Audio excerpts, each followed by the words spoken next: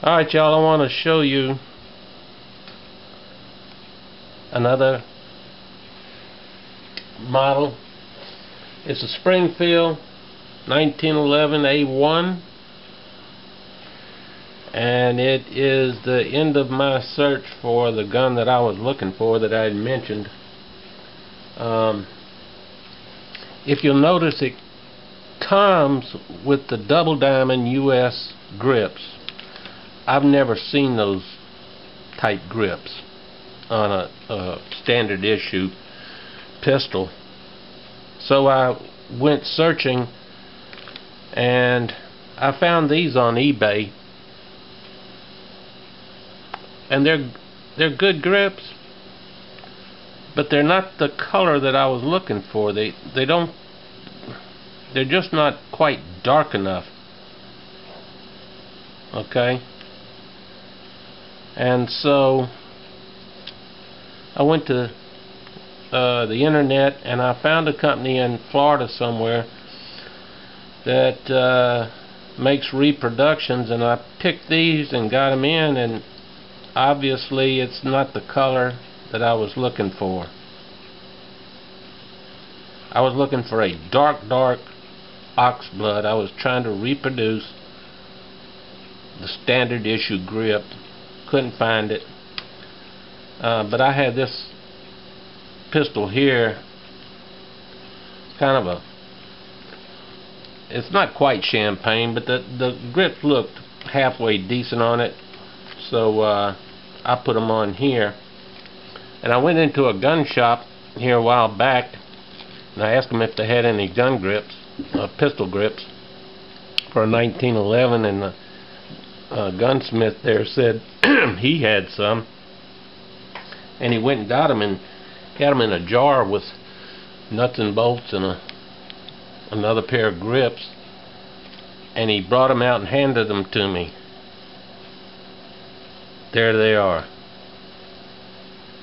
Pete, Wild Bill, these are the pistol grips that complete this gun for me. This is the gun that I've been looking for 40 plus years. These are the grips. They're used. I don't care. Let's safety check it. Standard 7-round standard issue magazine. Nothing in the chamber.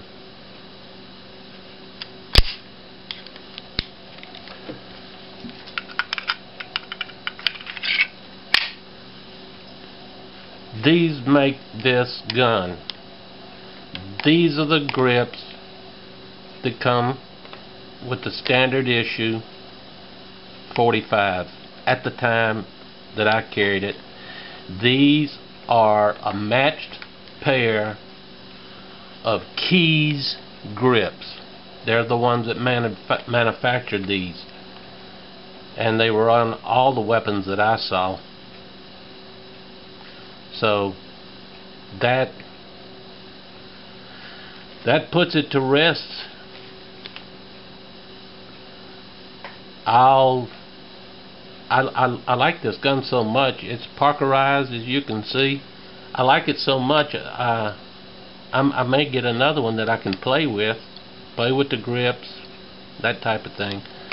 But these grips here will never come off this gun. It's made for this gun. It looks complete through my eyes.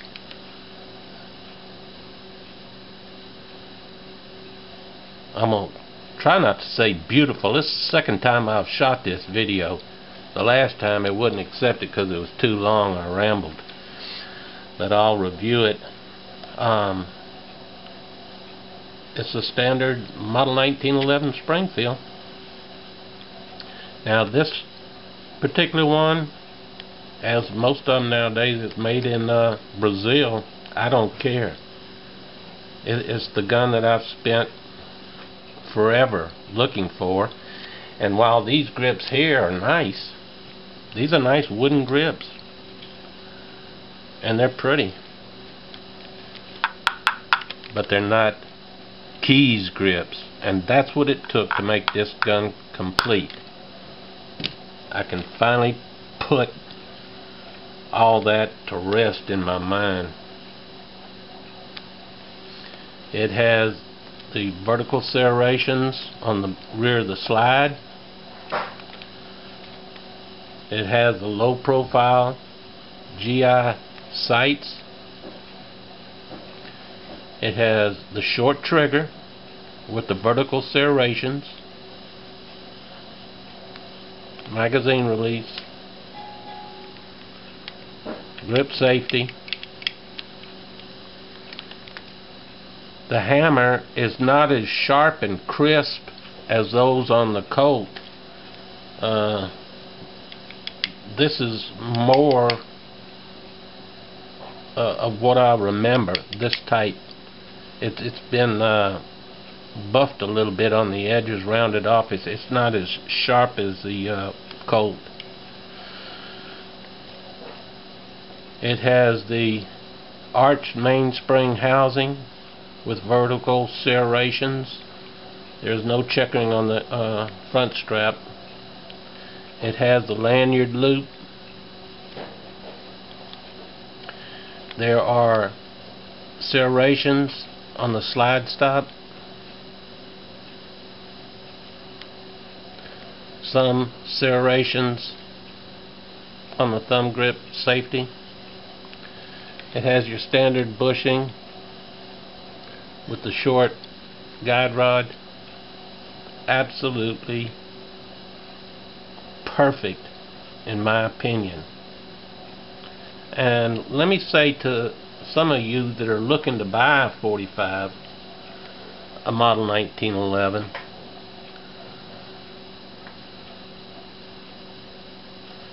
for the money you're not going to find a better weapon.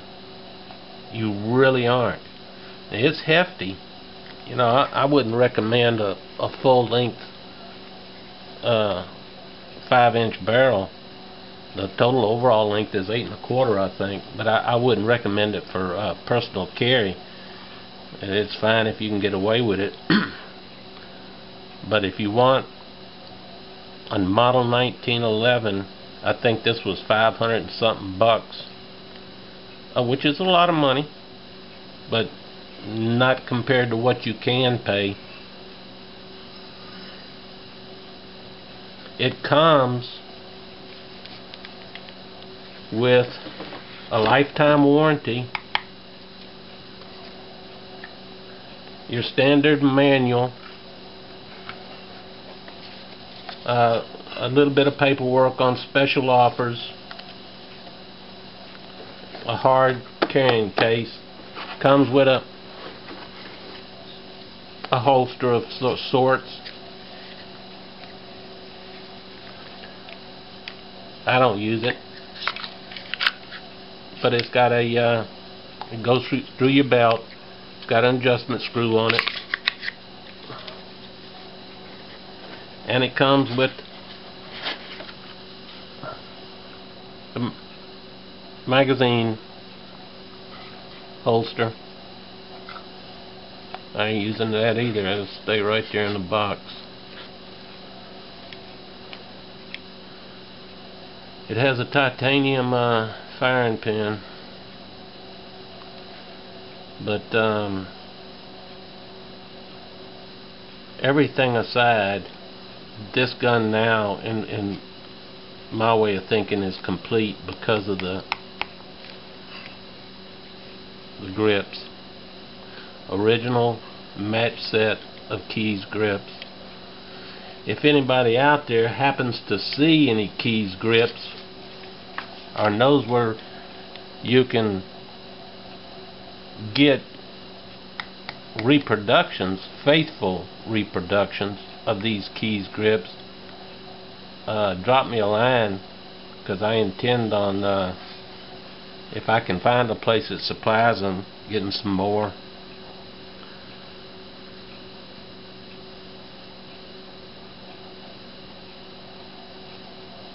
But this is a gun that I've looked and looked and looked for, and when I first found it, it wasn't quite right because of these grips. And I think Pete mentioned in one of his videos, they're beautiful grips. They're double diamond US grips, but it's not the grips that were meant for this gun. And the color to me has everything to do with it.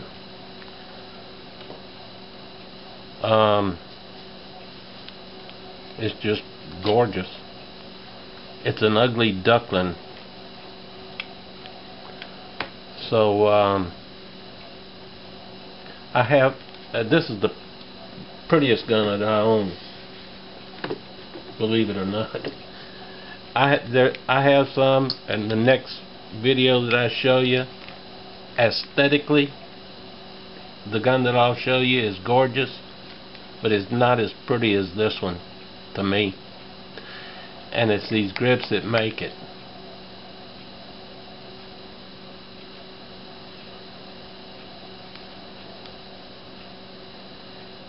This is a gun that you can kick around and knock around and not feel bad about it because of the parkerizing. Now, ours didn't look like this. Ours looked like they'd been drugged behind a four-wheeler down a beach for about a month. Had very little parkerizing left on them. They never rusted though. They're tight. Wonderful gun. And I mainly wanted you to see the grips. You're not supposed to, according to riflemen, you're not supposed to have an emotional attachment to a weapon. But I can tell you what, I've got an emotional attachment to this. This one is not going anywhere. I will always have it, and it'll always have those grips on it. I'll get another one. I can put infidel grips on it and everything else, but this right here is not going to change. Thank you for watching. See you in a little bit.